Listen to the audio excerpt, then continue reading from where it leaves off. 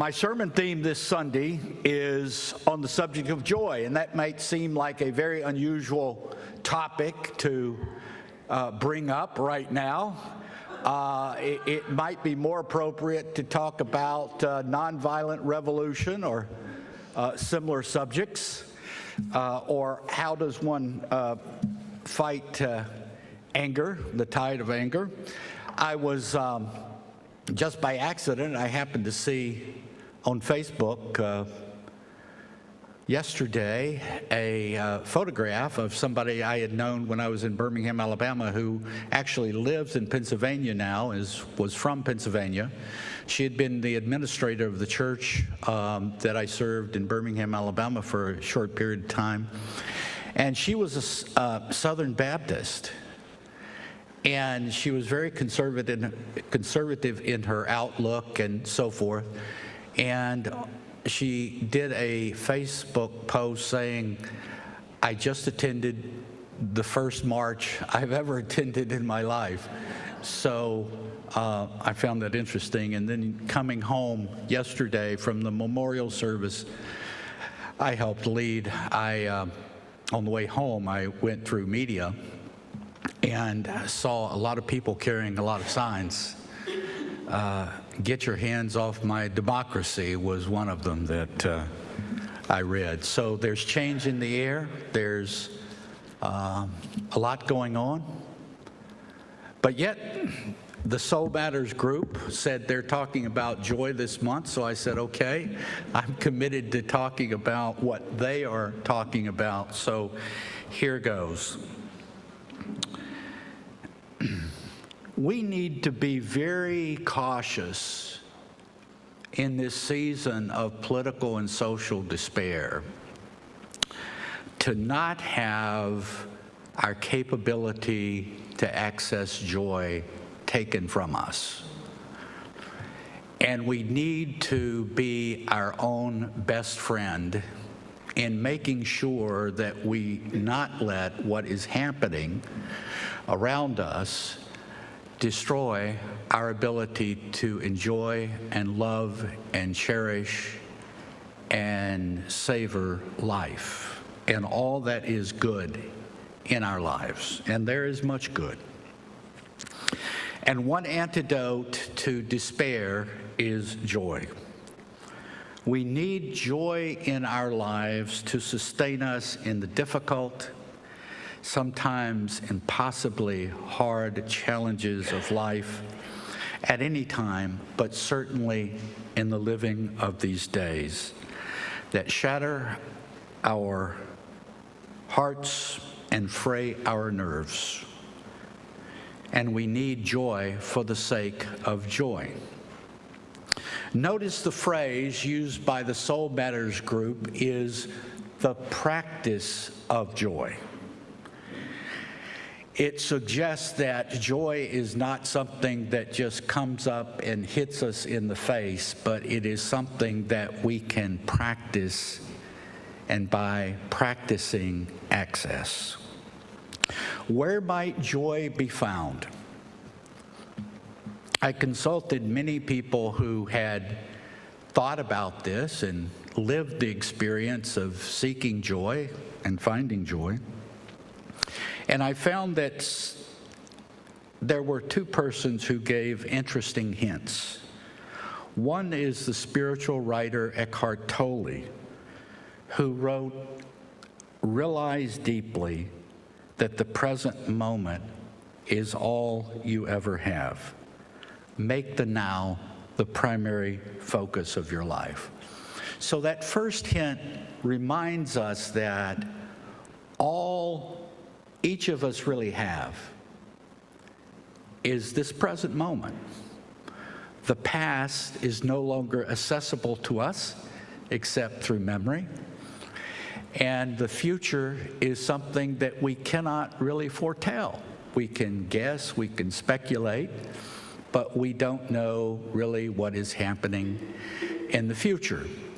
But we have the now. We have this moment. The second hint came from Brené Brown, who is a psychologist, but has written a lot about spirituality and related matters. She writes, "Joy comes to us in ordinary moments. We risk missing out on joy when we get too busy chasing the extraordinary."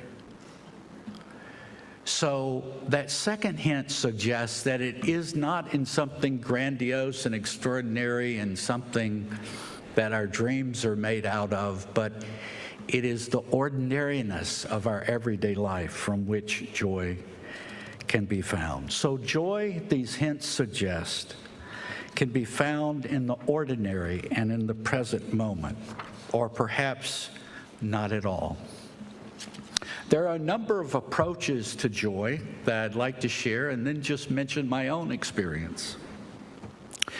There are several well-known authors who've talked about this, and one of the most interesting was co-written by the Dalai Lama, who represents the wisdom of the East, and Archbishop Desmond Tutu, who worked, of course, as we all know, in South Africa for many years, and was head of the Truth and Reconciliation movement there and did many extraordinary things. But these two wonderful people got together and wrote a book trying to help people access joy.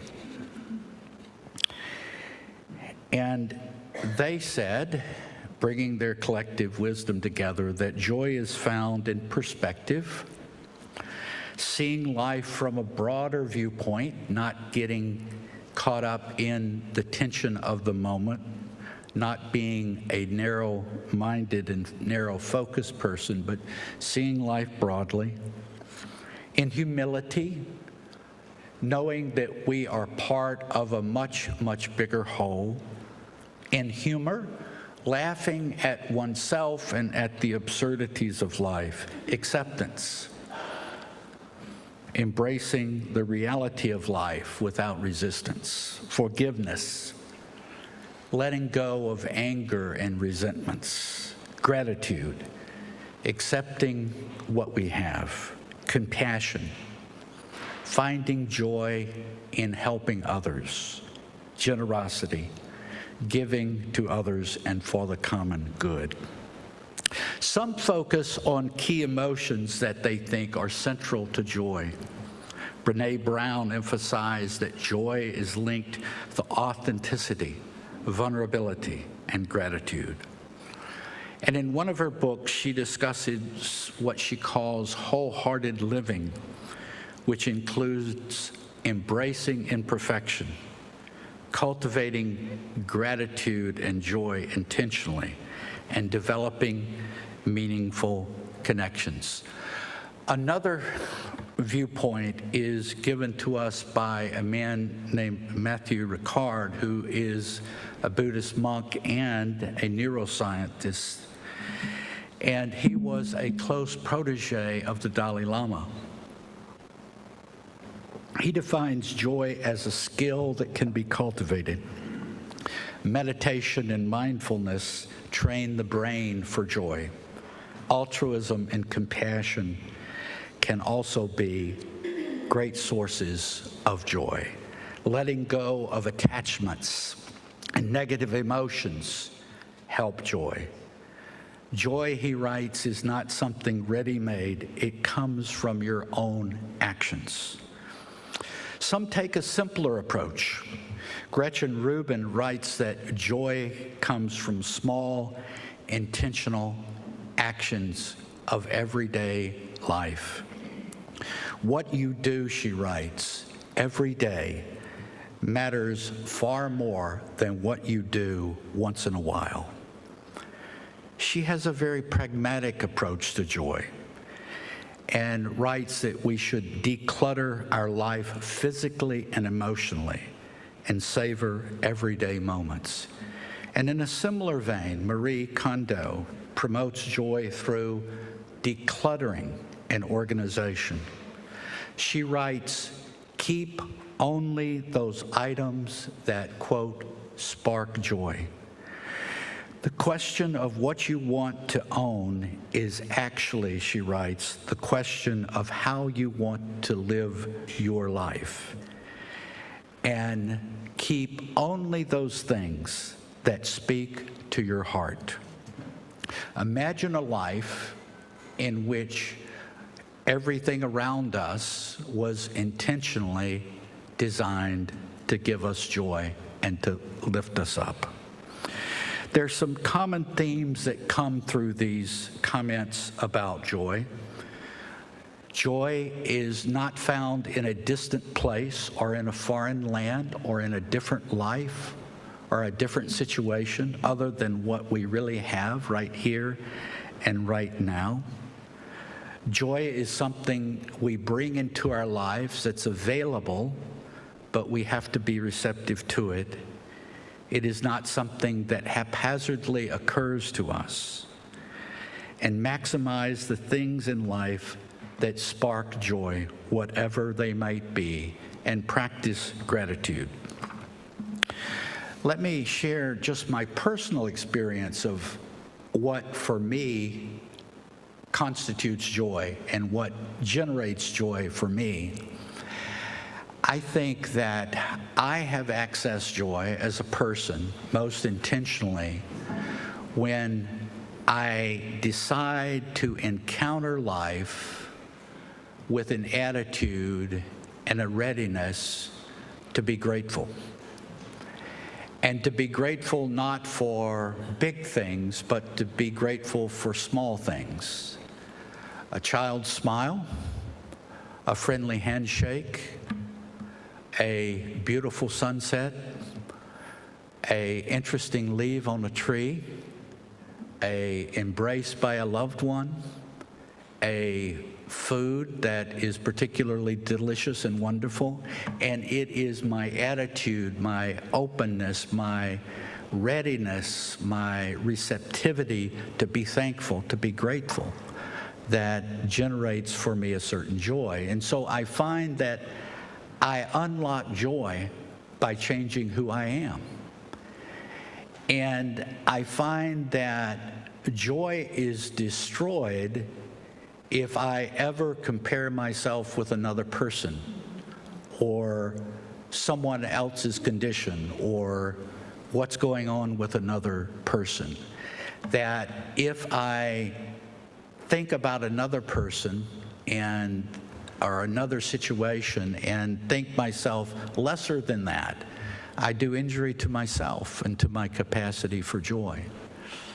And I find that joy is found in the moment, that our dreams and hopes about the future are wonderful and they are important to help us be guided in life, but if we want to find joy, we have to find it in the moment. And the key to finding it in the moment is ourselves and how we approach the life and how we deal with the reality that is. The writer Henry Nauman, who taught pastoral care at Yale Divinity School for years, wrote, "Joy does not simply happen to us. We have to choose joy and keep choosing it every day." In this season of so much anger and despair, may we take time to find the joy that is there for us. May we